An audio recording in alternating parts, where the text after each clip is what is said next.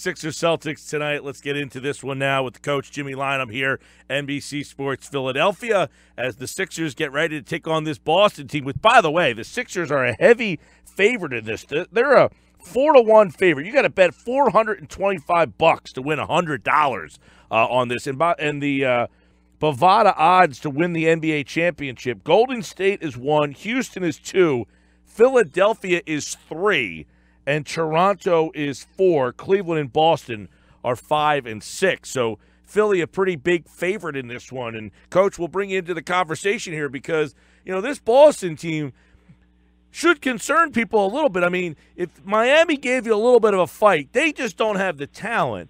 Boston might not have a full deck here, but they're a more talented version of what Miami does. Yeah, I wouldn't argue that, but I think you said it accurately. Miami gave them a little bit of a fight, 4-1, and you know Boston is shorthanded to begin with without Kyrie Irving, and then take the fact that Jaylen Brown got hurt in that Milwaukee closeout game, and I think as of this morning they were listing him as doubtful, and he's, you know, their second leading scorer, so that would be a huge blow to the Celtics. But I think bottom line, Mike, if both teams, you know, play at the levels that they displayed during the year, I don't think the Celtics have enough firepower. Let me ask you about how important this time of the year coaching becomes. Brad Stevens against Brett Brown. I mean, you could argue that Stevens clearly won that department against Milwaukee in the opening round, but how important is the coaching when you start to get deeper into a playoff series? Well, you know, you're talking to a coach. I mean, I did this for a long time, and I think that's where it all starts.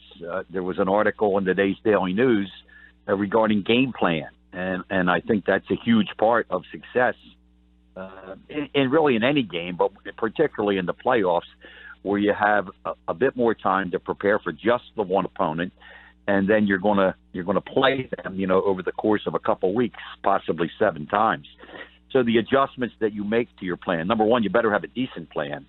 And as much as I'm a fan of Eric Spoelstra, I would really, you know, quarrel with the overall philosophy of Miami in that first series. I mean, I go back to the first quarter of the first game in Philly. Miami had the lead. They had 35 points. To me, the series was over at that point. The only chance Miami had was if they could play somewhat of a controlled pace. And 35 points in a quarter is the polar opposite of that. And I think you'll see that in Boston. They'll try to play a much slower pace against the Sixers.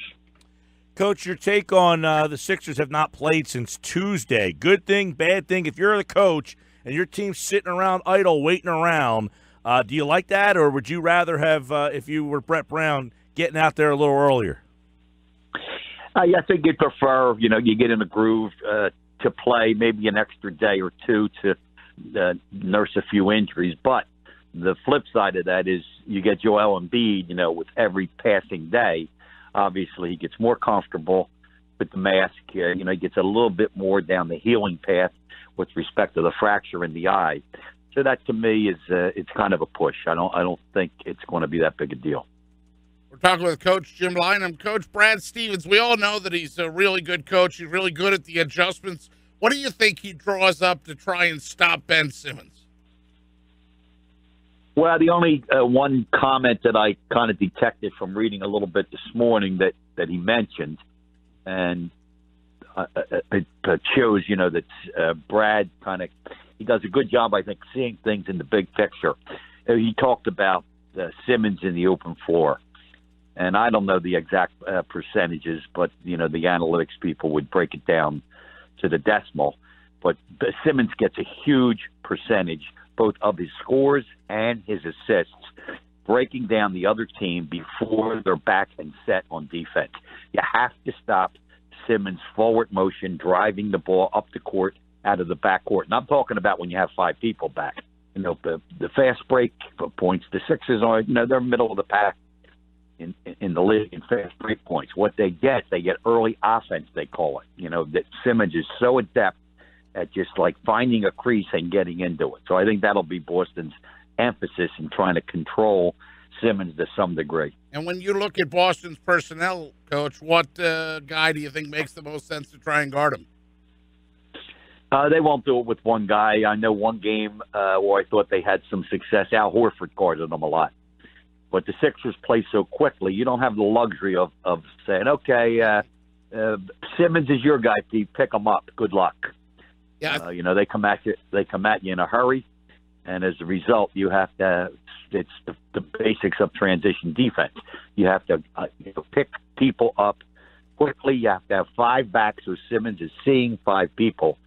And if on occasion you actually have the guy you'd like on them, matched up with them, so be it. But that's going to happen not a whole lot. I do think to that one basket in the Heat series where he kind of blew by Kelly Olynyk. It surprised him.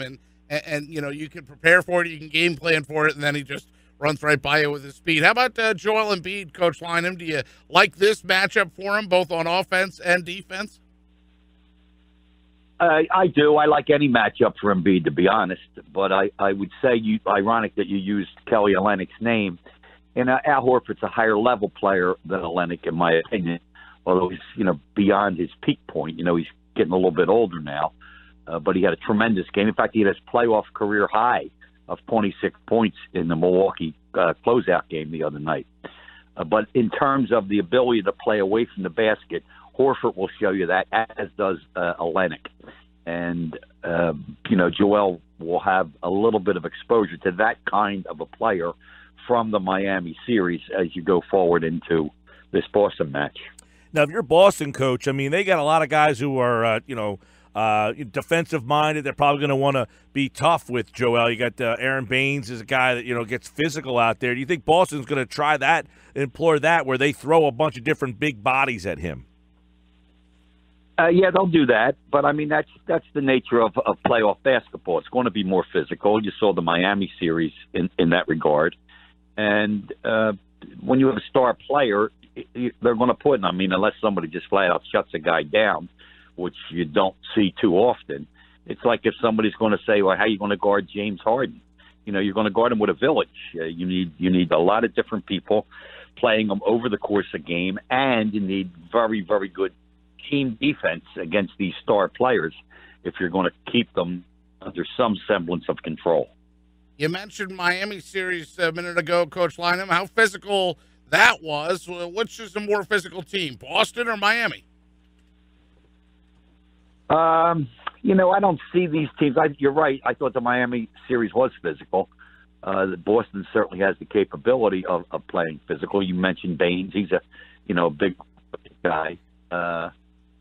Marcus Morris from the Celtics, and who's from Philadelphia, ironically. I think, he brings a physicality to the game. So I expect that Boston knows whatever chance they have, playing a physical style of play. And as I said, the more half court, the more the game favors the Celtics. If the Sixers are averaging, 114 points a game in the playoffs, and the Celtics, they can't look or even hope to reach that level. Kyrie Irving was their high scorer, he about 60, 65 games in, whatever. He left and had surgery on an ankle, so you missed 24 points without him. And now if Jaylen Brown's out, that's their second high scorer. So the only chance the Celtics would have, in my opinion, is if they can slow the pace down, and that would be the Sixers' biggest objective, that they want to get it and they want to go. Keep that pace up. Hey, since you mentioned Marcus Morris, 16.7 points per game against the Sixers, most versus any Eastern Conference team this season. He was over 50% from the field. Other than the fact that he's a Philly native, can you put your finger on why he was so good against the Sixers this year during the regular season? No, I really sometimes they use the word anomaly. Marcus, he's a very good player. I don't expect that you'll see those kind of numbers in this series. I have some numbers here in front of me. He shot in the Milwaukee series, he shot under 40% from the field. So my guess is somewhere maybe in between that, those 4 games against the Sixers regular season. And, these things change so dramatically over the course of 82 games, and 6 months. This Sixer team right now is not the same team that the Celtics, beat 3 out of 4 times. I don't know if either Ilyasova or Bellinelli played in any of those games. So this is a whole different animal. Yeah, Coach Jimmy Lynam's with us here on the Sports Bash 97.3 ESPN, NBC Sports Philadelphia pre- and post-game. And, if you're Philly and Brett Brown is, looking for somebody on that Boston team, is there a guy without Jaylen Brown, without Kyrie Irving, that you put a lot of attention on? Or do you look at this team right now and ask the question, how are they going to be able to put points on the board? How are they going to get buckets? Well, I think that's accurate. That is the question. How is Boston going to score? Now, during the regular season, Boston was one of the better three-point shooting teams. So I think if they hope to have success, they have to shoot the three real well. And during the regular season, they were probably up around 38%, which is, well above the NBA average. And they have a number of guys, capable of making that three-point shot. Now, again, not by coincidence, Kyrie Irving was their best three-point shooter, at almost 41%. But Jaylen Brown is a very good three-point shooter. And believe it or not, Al Horford, although he doesn't shoot as many as, a perimeter player, he is a very good three-point shooter. He might actually be their best percentage three-point shooter now. And I would not be shocked to see him take more threes than was his average during the course of the regular season, because that'll bring Embiid out away from the basket. And if he could shoot the ball real well out there, like in the 40% area, well, I'm guessing he takes a little more than 3 threes a game. If he could double that, take 6 threes a game in a slow down version of what the Sixers would like to have, that would increase Boston's chances of being very competitive. And, Coach, you must have been reading my mind, because I was going to ask you about, if you're Boston, do you tell your team, look, we're going to need to take more threes in this series. We got to get those big guys away from the basket. So do you anticipate that they do up their attempts from beyond the arc? Yeah, I would. I think that's a good point, Mike. The NBA teams, the average would be somewhere around 33s per game. And if you shoot it pretty good, you're going to make certainly higher than a third of them. So somewhere in that maybe 11-plus threes you make. Whereas, you go to the top end, Houston, they shoot like 40 threes a game. One game there in the early playoff, they shot 52 threes. They're averaging half their shots are from three-point distance. So I would not be at all surprised if what you just said were to pan out, that Boston, in fact, would shoot more threes than during the regular season, maybe up toward 35 to 40 of them, and that Al Horford would be a big part of that. Coach, how will Terry Rozier be defended against, in your opinion? Because Rozier's a guy that had a good series against the Bucks. Robert Covington defended him in the regular season. J.J. Redick's been on him. Which guy do you like defending against Rozier, and could he be a problem for the Sixers? Well, your last thought first, yes, sure, he can be a problem. He's a very good player. He'd be a candidate for me for the group that would be among the most improved players. If Jaylen Brown was I think Horford led them. One of the things Boston does have, kind of like Miami, they have good balance. Horford probably was the leading scorer in that 7-game Milwaukee series. I think he averaged like 18 points a game. But Jaylen Brown and Rozier were right there, like 16 plus 17 points per game. So, yeah, you'll have to pay attention to Rozier, but you have to be careful, if you don't have a star guy, like in Simmons and Embiid. Simmons, because he has the ball so much. Embiid, because at crunch time, he's going to get the ball in the half court. So you have to determine how you're going to guard those guys, and it has to be more than one person, a team concept. I'm not sure I put Rozier into that category, that you'll show exactly how he gets his buckets, the things that he does that have served him well. You make players aware of that. And the guys that have to guard him, there are numerous people. Yeah, and, we just watched Boston, Coach, and how they defended Antetokounmpo. I know him and Simmons are a little bit different of a player. I mean, Giannis shoots the ball a little bit more, but they both are perimeter guys who handle a little bit. And you wonder if Boston's going to try to do something similar like they did to Antetokounmpo, who in Game 3 only shot the ball 10 times. I mean, he kind of had an up-and-down series there, but it seems that the Sixers just have a lot more firepower than Milwaukee does, and they had their hands full with Milwaukee. So it seems that matchup problems all over the place for this Boston team, even though they're a good defensive team. Yeah, I would agree on all counts. Boston is a good defensive team. They were right there with the Sixers in the regular season as one of the top, to be safe, one of the top five, probably both Philly and Boston in the top three defensive teams by whatever metric you want to apply. But that they're going to have a lot of different problems with this Philly team right now. To me, that's a given. But you make a very interesting point. There are a lot of similarities between Antetokounmpo and Ben Simmons.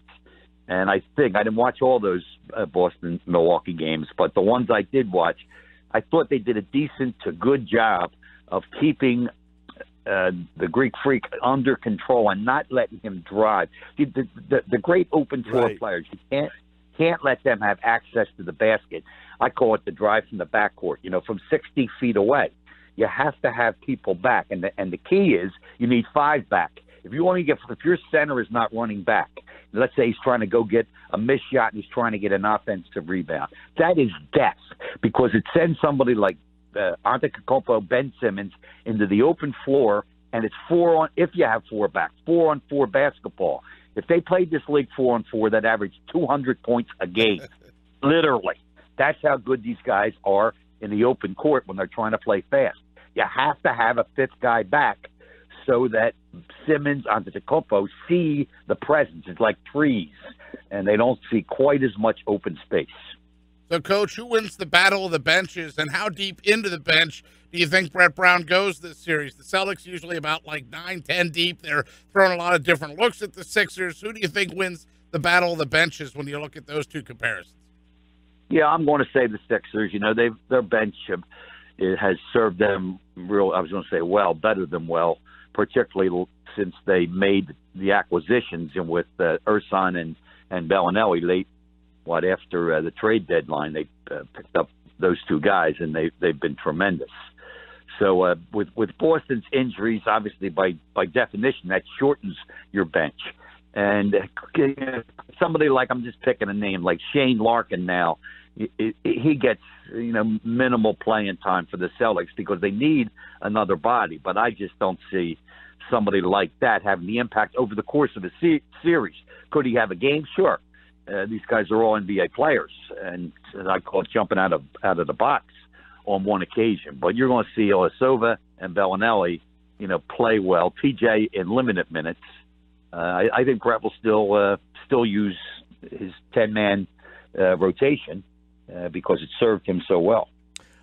Jimmy Lynam, the coach here from NBC Sports Philadelphia. Their coverage of the 76ers Celtics series should be fun. And, Coach, this is a great rivalry. It's great to have this back. Now, they did play in 2012. That won 7 games. That Sixers scrappy team took that Celtics team to Game 7. The Celtics knocked them off. Man, watching some of these games going way back, it's great to have this type of series back. And this could just be a preview of what's to come with these two young teams for the next, hopefully 8 to 10 years. That's. I would describe it as the resurrection of what has been a dormant rivalry. To be quite frank, as you said, they haven't played in the playoffs in 5 years, and I think they played 3 times, over the last 30 years. So what was a tremendous rivalry. I remember when I first started watching basketball as a young kid. This was the rivalry, and I've never seen anything like. Certainly personally, my anticipation. I went to Lord only knows how many Chamberlain-Bill Russell matchups. That was a rivalry back in those days. And you had two of the titans in the history of the sport, going against each other with two tremendous teams. It wasn't like, one of these great players is on a down team. But I think your point that you can look forward to the resurrection of that type of rivalry. You're going to have star players and great teams from these two franchises over the next decade. Coach, when the Sixers were in Miami, we saw a Wally Jones appearance. We saw a Billy Cunningham appearance. What royalty from the past will we see showing up at either gym for this series? Well, you know how the stars shine come playoff time, and the NBA does a good job of highlighting that. So I call it ghosts from Celtic past. You'll see the John Havliceks and the Tommy Heinsohns, the Bob Cousy's. They'll all put in an appearance. I wouldn't be surprised to see Bill Russell somewhere along the way. Do we get an Andrew Toney sighting at a Sixer game? Can anybody find him and have him ring one of those bells? Oh, Andrew's around, yeah. And somebody mentioned that. In fact, my daughter mentioned that on a podcast yesterday. I would say I'll lay the early Vegas line on that's probably about 15-1.